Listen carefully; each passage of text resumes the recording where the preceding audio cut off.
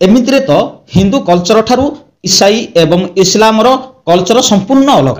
आमे गाई को रुटी खाइबा को दियंती आउ से माने रुटी रे गाई को खांती। गाई को मां मानुथिबा सनातनी हिंदू मानक मनरे निज धर्म प्रति संदेह सृष्टि करिबा पई मूर्ख बोली घोषणा करिले एवं कुतर्क देबाकू लागिले जे गोटिए पशु किपरि मां होई परिबो आउ प्रचार करिबाकू लागिले जे मूर्ख माने गाई को मां मानती। मूर्ख ही गाई गोबर आउ मूत्र को पवित्र कहे।